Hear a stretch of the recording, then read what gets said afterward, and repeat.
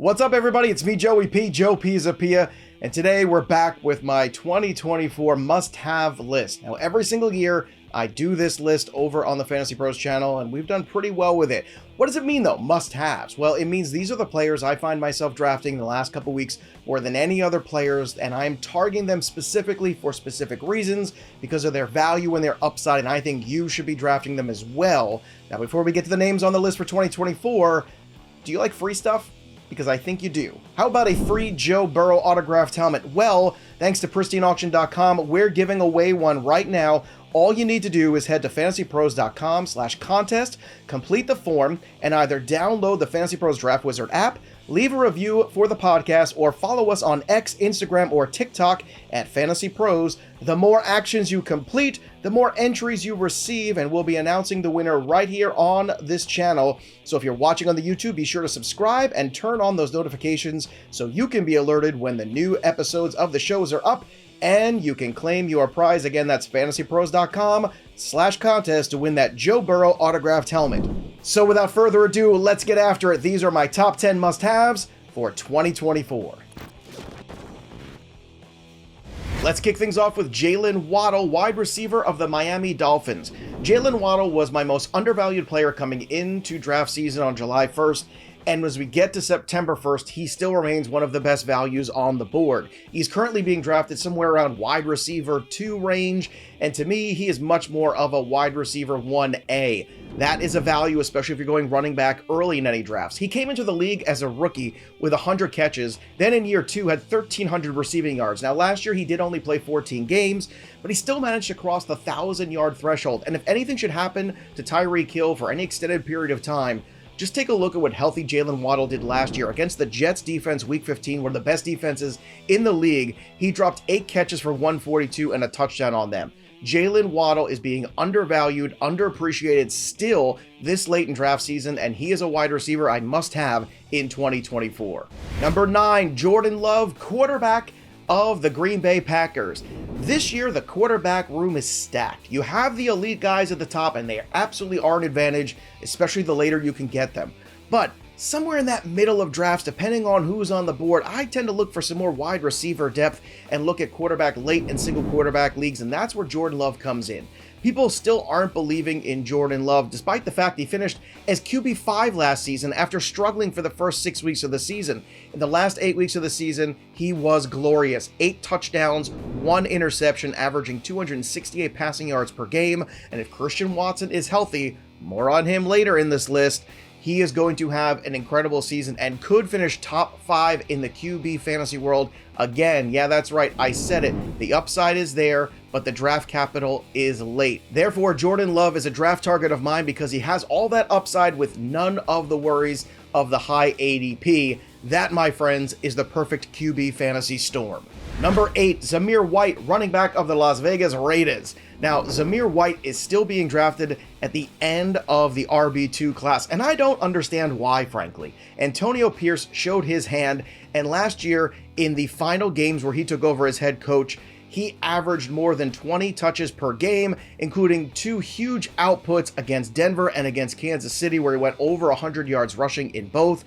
Zamir White is going to get the full run of this backfield, and to me, this is a great investment as an RB2. Now, if you're like me and you're trying to make up ground at the running back position because you go early wide receiver build, then Zamir White is a guy to be aggressive on. He doesn't have a lot of competition, the quarterback play isn't spectacular, so they've got to run the ball, and Pierce wants to run the ball and play defense. That's who the Raiders are going to be if they're going to compete for a playoff spot in 2024. So Zamir White may not have the hype that some other running backs are getting currently, but he does have a lot of potential to be a very solid RB2 who could even finish right on the outskirts of RB1 if the touchdown total ends up cooperating. Either way, he is a draft day value and a draft target of mine that I gotta have.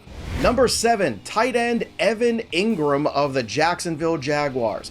Now, this is not a very sexy pick, but what I have noticed as draft season has gone on is I tend to not jump in the pool early for the big-time tight ends unless I'm getting a really good discount on Laporta or Kelsey, which so far hasn't really happened all that much.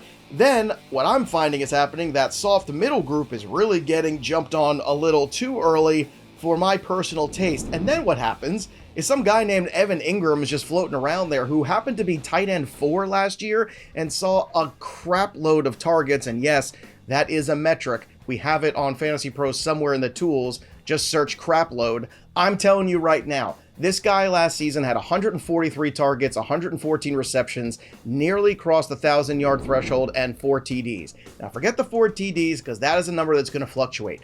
Worry about the targets.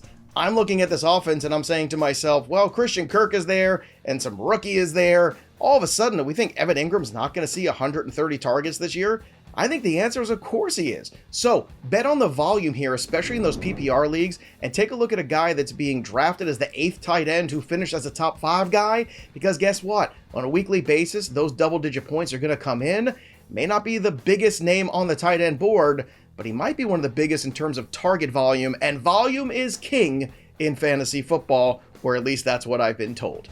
Number 6, Rachaad White, running back from the Tampa Bay Buccaneers.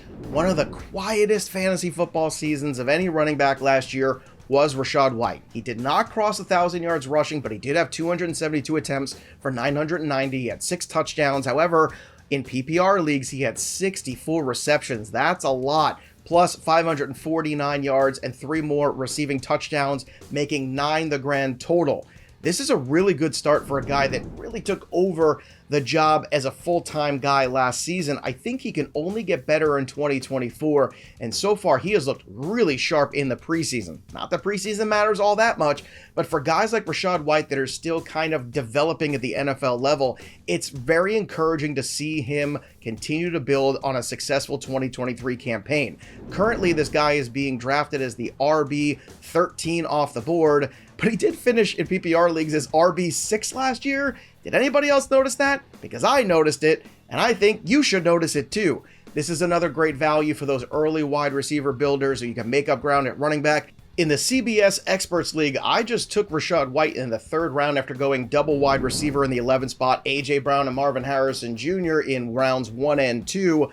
Then I was able to come back around and still get Rachaad White in the 3rd round. That's an RB1 in my opinion. You could even get him in the 4th round in probably most of your leagues. Don't be surprised if this time next year people finally catch up to Rachaad White, and I am helping you get ahead of that curve this season. Before we continue with this glorious list, I know what you're thinking. Joe, where can I possibly practice and get prepared to draft all these guys? Well, I've got the place for you to master your draft with Draft Wizard. Our tool offers simulated mock drafts that let you practice and refine your strategy against realistic opponents. You get personalized pick recommendations based on expert rankings, ADP, and projections, ensuring that you make the best choice at every single stage of your draft. Analyze your draft results instantly with our Draft Analyzer, which provides feedback and insights to help you improve. Sync your league with a few clicks. It's so easy, and leverage draft intel to see your league mates' draft trends and strategies, and then perform a simulated mock draft against them using your league settings. Make informed decisions, avoid common pitfalls, and draft with confidence. Try Draft Wizard at fantasypros.com/draftwizard. It's free, it's fun, and you can also get it on the app stores over at Fantasy Football Draft Wizard. That's the app. Go dominate your league. You're welcome. Let's get back to the list. Number 5, T. Higgins, wide receiver of the Cincinnati Bengals. Am I missing something last year? I get it. He wasn't healthy last year, and Joe Burrow wasn't healthy last year, but I'm old enough to remember 2022 when he had 100 targets, caught 74 for over 1,000 yards and 7 touchdowns, and finished as wide receiver 18. Somehow this year he's being drafted as wide receiver 28. No, that does not make sense. The Cincinnati Bengals are still going to be a pass-first offense, and just like Jaylen Waddle earlier on this list, if something should happen to Jamar Chase at any point in time, T. Higgins' fantasy stock soars. Therefore, T. Higgins is already a very solid wide receiver 2 who's being drafted basically as a wide receiver 3 right now, who has the upside to finish as a wide receiver 1 depending on how the season goes, but at worst is probably a high-end 2. I hope you're tracking all these numbers because all that they mean is that T. Higgins is going to be a fantasy asset and T. Higgins is being underdrafted, except by me. He's one of my must-haves, so he should be one of your must-haves too, because this dude is a value and somehow people have forgotten it. Don't be that person. Number 4, Christian Watson of the Green Bay Packers, the wide receiver. Now, did you really think you were going to get out of this list of Joey P stuff without a Christian Watson discussion? No, of course you didn't. Neither did I. So let's just have it real quick again for the 1,000th time. Christian Watson is the most talented wide receiver with a quarterback who is starting to come of age in the NFL. You put those two things together, as long as Christian Watson can figure out this hamstring issue that's plagued him for 2 seasons, this explosive playmaker could really blow up. He's being drafted as a wide receiver 4 at the wide receiver 40th overall spot, and there's a chance that he could finish as a top 10 guy. Yeah, that's right, I said it. I know that's a little bullish, I know that's a little hot takey, but when you consider all the stuff I'm talking about, how good Jordan Love is, how good he was last year, and how explosive and dynamic and what a huge playmaker Christian Watson is, man, if these things come together all at once, it is going to be a beautiful thing for fantasy football. I am drafting Christian Watson everywhere, and if for some reason he gets hurt again or he disappoints, it's not going to crush me at the ADP like it might have last season. This year's a different story. Buy back in, because I think this year could be special for Watson and the Packers. Number 3, Derrick Henry, running back of the Baltimore Ravens. Oh, I love saying those words out loud. Derrick Henry of the Baltimore Ravens, the team that ran the ball more than anybody, for more yards than anybody. Yes, please. I would like some more, governor. Look, Derrick Henry is one of the most prolific running backs of the last 5 years. This guy every single season is getting it done. And the one year where he had an incomplete, he still finished as RB22, playing just 8 games. He had 937 yards in 8 games, folks. Look, what are we doing here? I know last year was a little bit of a down season, but the Titans were absolutely dreadful. He's playing for the Ravens now, a team that wants to run the football first, that has a rushing quarterback on top of it. Oh my God, opposing defenses better get a good night's sleep. It's gonna be a long Sunday, or Monday, or Thursday, or whenever the hell they play nowadays. It seems like every single day, sometimes even Saturdays in December, but I digress.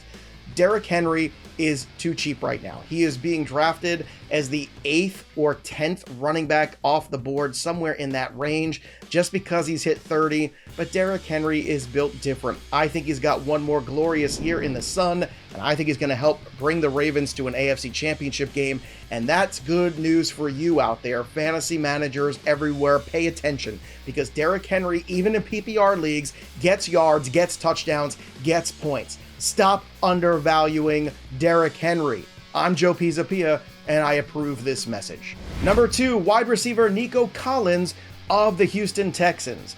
People are starting to fade Nico Collins just because Stephon Diggs has rolled into town and Tank Dell is back. Why? I think it's pretty clear who the leader is in terms of targets and wide receiver 1 value in the Houston Texans' very potent offense. Boy, that's a weird thing to say, isn't it? Houston Texans, very potent offense. But I digress. This guy finished last year as wide receiver 12, and he's being drafted anywhere as late as wide receiver 16.